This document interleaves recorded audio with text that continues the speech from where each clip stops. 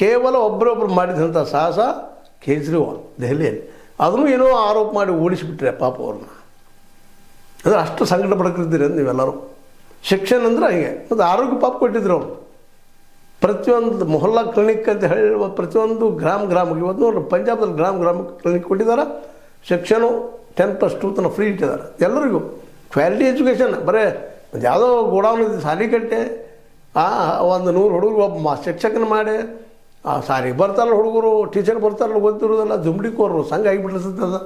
ಅಂಥ ಸಾಲ ತೆಗೆದು ಏನೋ ಇಷ್ಟು ಸಾಲಿ ತೆಗೆದಿವಿ ಅಷ್ಟು ಸಾಲಿ ತೆಗೆದು ಹೇಳ್ಕೊಳ್ತೀರಿ ನೀವೆಲ್ಲ. ಇದು ಇಬ್ಬರು ಕಾರಣ, ಒಬ್ಬರು ಅಲ್ಲ. ಇವತ್ತು ಸಿದ್ದರಾಮಯ್ಯರು ಅದಕ್ಕೆ ಜವಾಬ್ದಾರಿ, ನಿಮ್ಮ BJP ಅಷ್ಟು ಜವಾಬ್ದಾರಿ, ಯಡಿಯೂರಪ್ಪ ಜವಾಬ್ದಾರಿ, ಜನಾರ್ದನ್ ರೆಡ್ಡಿ ಅವರು ಜವಾಬ್ದಾರಿ, ಅವರ ಪಟಾಳಂ ಸಹಿತ ಅಷ್ಟು ಜವಾಬ್ದಾರಿ. ನೀವು ಯಾರು ಚಿಂತನೆ ಮಾಡಿದಿರಿ? ಎಲ್ಲರಿಗೂ ಫ್ರೀ ಶಿಕ್ಷಣ ಅಪ್ ಟು 10+2 ಮಾಡಿರಿ, ಹೈಯರ್ ಬೇಡ. ಒಳ್ಳೆ ಕ್ವಾಲಿಟಿ ಎಜುಕೇಷನ್, ಎಲ್ಲರೂ ಸೈನ್ಸ್ ಓದುವಂಥ ವ್ಯವಸ್ಥೆ ಮಾಡೋಕ್ಕೆ ಸಾಧ್ಯ ಅದನ.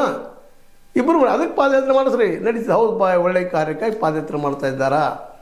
ಸಿದ್ದರಾಮಯ್ಯ ಸರ್ಕಾರ ಕೆಡವುತ್ತಾರಪ್ಪ ಅಂದರೆ. ಸಿದ್ದರಾಮಯ್ಯನ ಸರ್ಕಾರ ಕೆಡಬೇಕಾಗಿತ್ತು ಮುಂದಿನ ಎಲೆಕ್ಷನ್ದಲ್ಲಿ ಅಂದರೆ 2, ಒಂದು ಆರೋಗ್ಯ ಶಿಕ್ಷಣ, ಇನ್ನೊಂದು ಎಲ್ಲರಿಗೂ ಉದ್ಯೋಗ. ಇವೆರಡು ನೀವೇನಾದರೂ ಮಾಡೋದಾದ್ರೆ ನಿಶ್ಚಿತ ಗೆಲ್ತೀರಪ್ಪ ನೀವು 2028ರಲ್ಲಿ. ಸುಮ್ಮನೆ ಅವ್ರು ನಮ್ಗೆ ಗುಂಡು ಹಾಕಿದ್ರು, ಅವರು ಇದು ಮಾಡಿದ್ರು, ನನಗೆ ಕೊಲ್ಲಾಗಿ ಬಂದಿದ್ದರು ಜನಾರ್ದನ್ ರೆಡ್ಡಿ ಅವ್ರು. ನಿಮ್ಮ ವೈದ್ಯ ಇರ್ಸೆಗಳ್ರಿ ಅವು. 2 ಕುಟುಂಬಗಳ ಮಧ್ಯೆ ಇರ್ಸೋದವು ನಿಮ್ಮಲ್ಲೆಲ್ಲ. ಹಿಂದಿನವು ರಾಜಕೀಯ ಇರ್ಸೇನೋ ಮತ್ತೆ ಅವು ಕಾರಣ, ಇನ್ನೂ ಕಾರಣ ಅದಾವೆ. ಅಲ್ಲ ಸ್ಥಳೀಕರು ಆ ಕೆಲಸಕ್ಕಾಗಿ ಪಾದಯಾತ್ರೆನ ಮಾಡಿರಿ. ಯಾರು ಬೇಡ ಅಂತಾರೆ? ಯಾರು ಬೇಡ ಅನ್ನೋದು. ನಡೆಯವ್ರು ನೀವು ನಿಮ್ಮ ಕೈ ಕಾಲು ಗಟ್ಟಿದ್ರೆ ಹೋಗ್ರಿ. ಅದನ್ನು ಜನಬಲ ಸಿಗೋದಿಲ್ಲ ನಿಮಗೆ. ಜನಬಲ ಸಿಗಬೇಕಾಗಿದ್ದರೆ ಹೇಳಿ ನಿಮಗೆ. ಒಂದು